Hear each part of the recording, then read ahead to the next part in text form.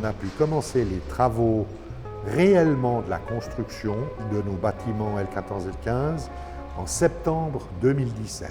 Mais entre 2014, jugement, et 2017, il y a eu le développement du projet, en accord déjà avec le comité de pilotage, et puis il y a eu tous les travaux préparatoires communs à l'ensemble du périmètre qui ont permis, en septembre 2017, d'installer la première grue.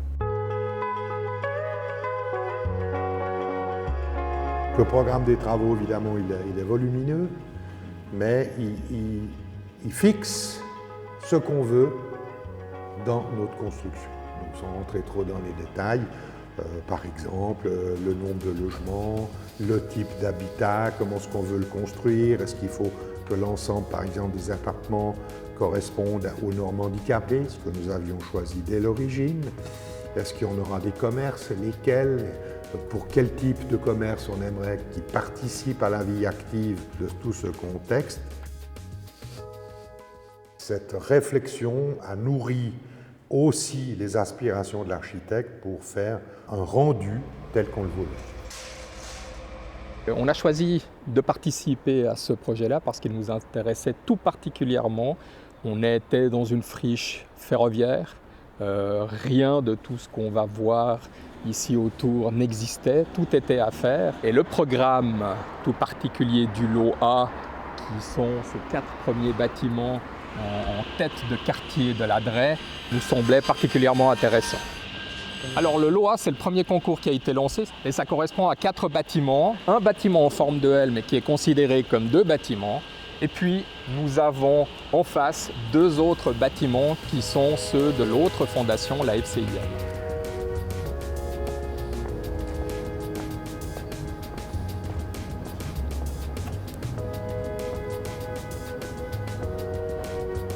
C'est une structure qui se situe entre le propriétaire, la fondation, par aussi le biais de son bureau, et tout ce qui touche le développement du projet.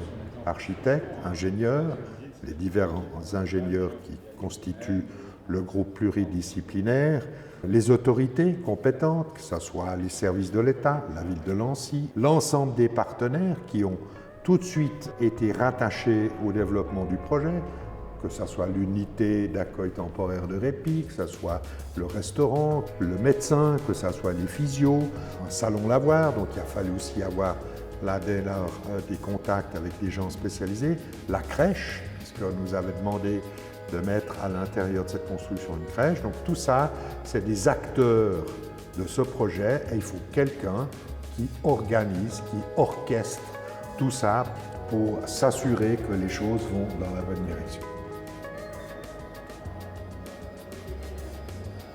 Ce qui est intéressant ici dans le programme de la FCLPA, c'était un programme extrêmement ambitieux.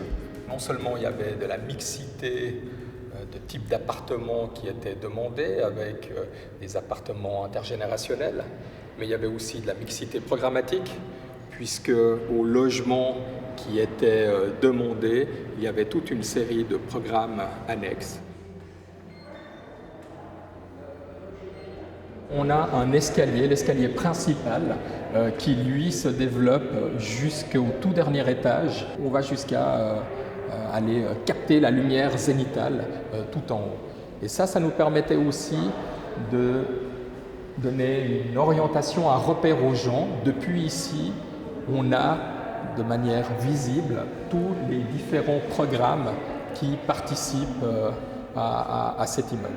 L'espace est également ouvert, ça c'était une volonté, pour que justement on puisse entendre, on puisse sentir des choses et qu'on ait le sentiment d'habiter, de vivre ensemble avec d'autres personnes. Alors on est au premier étage, c'est un étage un peu particulier dans son organisation. On y trouve le centre de soins, l'UATR avec ce service médical disponible 24 heures sur 24 et à disposition des locataires s'ils le souhaitent. Un bureau de la fondation. On y trouve également tout au fond de cette aile-là l'appartement du concierge social. On sent vivre un petit peu le bâtiment depuis ici. Le rez-de-chaussée, ce sont les grands programmes comme la crèche, le restaurant, la salle polyvalente, le salon lavoir.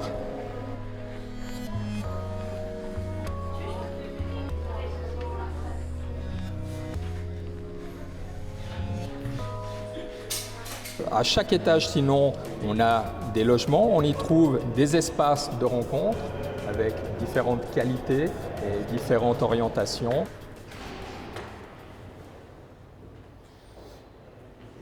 Pour ce qui est peut-être de la matérialité intérieure, nous sommes restés dans des choix extrêmement sobres, avec une sorte d'économie de moyens. On a gardé du béton brut au mur et au plafond. Et puis pour contraster avec cette sobriété amenée par le béton, on a mis au sol un parquet dans les circulations qui prolonge le parquet que nous avons dans les appartements et ce qui participe aussi à montrer que le couloir et ces espaces de rencontre sont une extension de l'appartement. Ce qui est intéressant, c'est de se balader maintenant dans le bâtiment, de voir de quelle manière il est utilisé. Les gens commencent à s'approprier, osent aussi sortir de leur appartement pour aller dans cet espace-là et rencontrer des gens.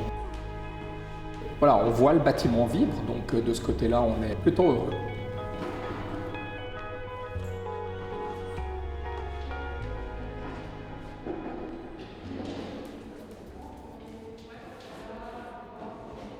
Le projet en lui-même nous tenait à cœur, on ne voulait pas qu'on rentre dans des standards, on voulait faire quelque chose d'innovant. Donc on a voulu effectivement rester dans ce projet exploitant et de pouvoir nous-mêmes, par le biais de nos compétences, fournir les prestations de soins à domicile, d'aide à domicile, enfin on avait toutes ces compétences déjà connues en EMS qu'on pouvait déjà effectivement faire pratiquer dans la structure.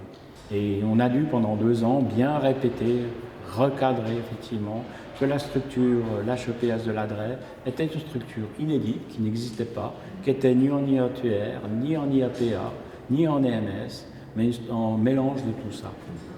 Donc effectivement, il a fallu discuter l'aspect de l'exploitation au niveau du budget, toujours pour cette partie financière. Et en fait, on a proposé, pour éviter des confusions, puisqu'il y a une multitude de prestations qui se font, de cloisonner en fait les prestations en fonction des ressources financières. Dans la structure, il y a 3 comptes d'exploitation spécifiques. Vous avez l'UATR qui a sa propre activité, si je peux dire, avec ses propres charges et ses propres revenus, qui est une subvention de l'État. Vous avez la partie logement intergénérationnel de l'Adret, LIA, qui lui a plus cet aspect assimilable en IAPA. Donc ça aussi, c'est subventionné par la partie de l'État aussi, une partie qui est financée par l'État. Et la troisième partie, je dirais, financière, c'est les soins et aides à domicile, qui eux sont absolument pas subventionnés, qui se financent en fait par le biais des prestations qui sont facturées aux locataires et en fait facturées aux assurances maladie des locataires finalement. On arrive avec la réalisation de ces budgets à des subventions quand même relativement assez basses par rapport à des structures quasiment identiques, parce qu'on a beaucoup de mutualisation. Vous avez le personnel de l'UATR qui vient faire intervenir aussi dans la journée pour faire des soins à domicile. Donc c'est les mêmes personnes. Donc il y a un cloisonnement au niveau des postes, ça, c'est ce que j'expliquais, on essaye de bien définir les dotations en fonction des 3 volets. Mais il y a quand même une mutualisation qui se passe. Il n'y a pas de service de comptabilité ici, tout ce qui est je dirais ressources humaines aussi, c'est tout à fait au siège central ou à l'EMS Lingouille. Grâce à ça, il y a une synergie et on arrive à des coûts quand même effectivement de fonctionnement qui sont très très honorables. L'enjeu majeur au niveau de nos politiques actuellement, c'est quand même le vieillissement de la population, comment le financer.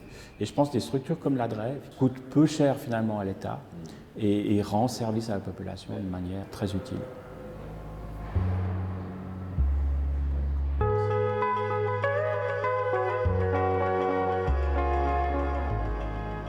Le coût global de l'opération, c'est 51,5 millions. Ça correspond au coût de l'opération de l'ensemble du bâtiment. Donc c'est une grosse opération financière. Donc ce sont des partenaires ou des possibilités de logement Ils sont multiples, et donc, ce qui fait que si on additionne le tout, on arrive justement à ce budget de 51,5 millions.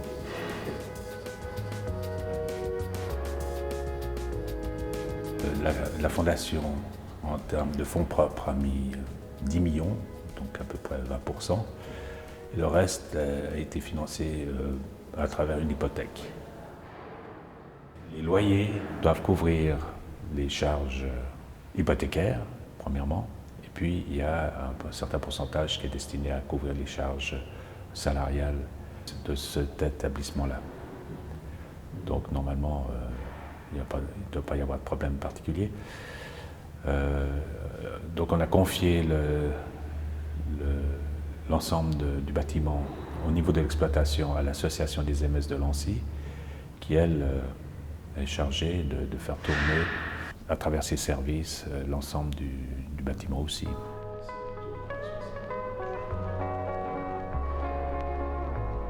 Globalement, l'ensemble en tout cas des utilisateurs d'ici, non seulement du côté du comité de pilotage, non seulement du côté de la direction, mais aussi vis-à-vis des locataires et des partenaires, jusqu'à présent tout le monde se dit très content.